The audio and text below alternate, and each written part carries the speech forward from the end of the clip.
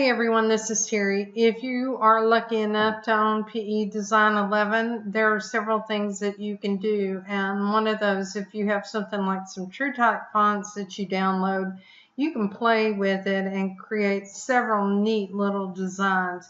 I'll walk you through an exercise showing you several things you can do. You can see right here, I've created the letter M, and this letter, let me show you the size of it in inches, is 6.13 by 4.17 inches. Because I'm using this decorative fill in the interior of it, I can significantly reduce the stitches. And what if I wanted to print something out so that I can see what this is going to look like?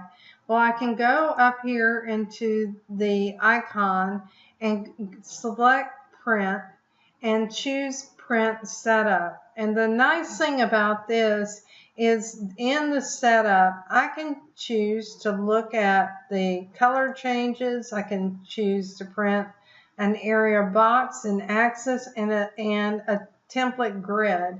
Now I can do that in two ways. It can just be the conventional plus, but if I have a machine that reads the snowman, that's what I'm going to choose. So let's choose print preview and look at what that looks like. So here's a snowman. I can take my scissors and clip around this. If I don't want the grid, I don't have to have it. But sometimes the grid is helpful to help you line it up. Let's close it and go back into the print function. And here it is. Let's turn the grid off. So we'll uncheck that. Now let's print preview. And here we go. So this would be what I print out, and I'll print it out with the snowman. If you don't have the snowman, deselect it and choose the center axis. Okay, now that you know how to do that, let's just talk about how I created this letter.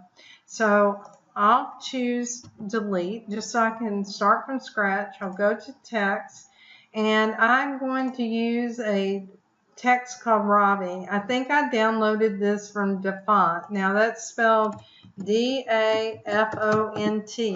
And by the way, I have videos showing how to install a font if you look at some of my videos. I'll select a capital M because that's really what I want. And I'll make this larger. Now, if you look down the lower corner, you can see the size of it. And right now, it's a programmable fill stitch. And if you look at that fill stitch, that's 17,000 stitches. And even if I changed it to a regular fill stitch, it's a lot. So that's not what I want to use. I'm going to change this so it's a different type of stitch.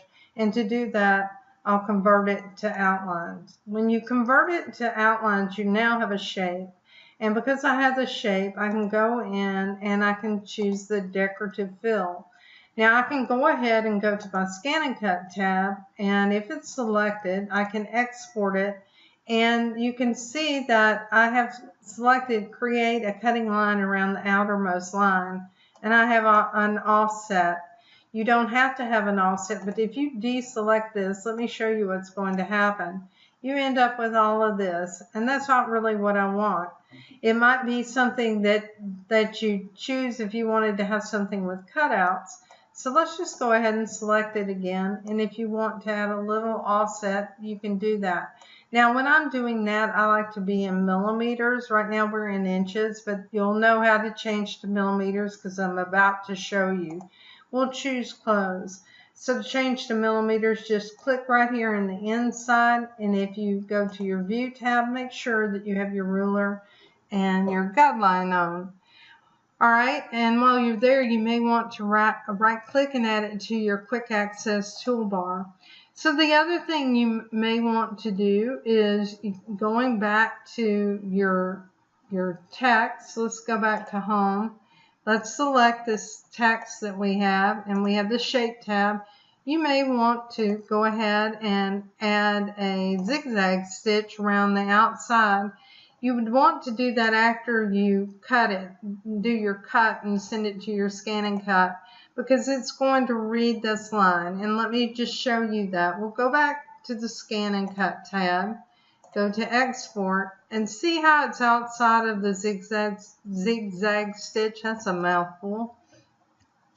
Okay, so let's say that what you want to do is you want to go back to that original text, and we'll just undo several times to get back to the original text that we had.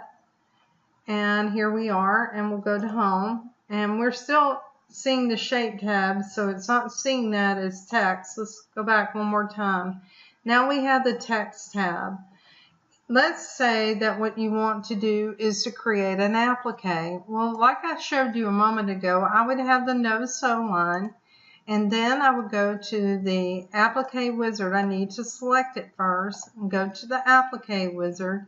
And what I'll do is I'll leave everything at the settings I have, and you won't replace, because if you choose add, you're going to have a patch. And right now I have a width of 3.5 millimeters. You can bump this up if you want to 4 millimeters. It really depends on the type of text and font, because you may have some tight corners like right in here. Now, if you want to send this to your scan and cut, click off of it, select the first line. You'll go to the color tab. You see this is now applique material. Go to scan and cut. We need to select the check mark and choose export, and you can save this as your SCM file or send it to Brother Canvas Workspace. I hope this video has been helpful to you. If you like my videos, consider joining us in Facebook for PE Design 11. I'm a contributor to that group, and then I'm a moderator and owner of the Just Stitching with the Brother Luminaire group. Thanks everyone, and have a great day.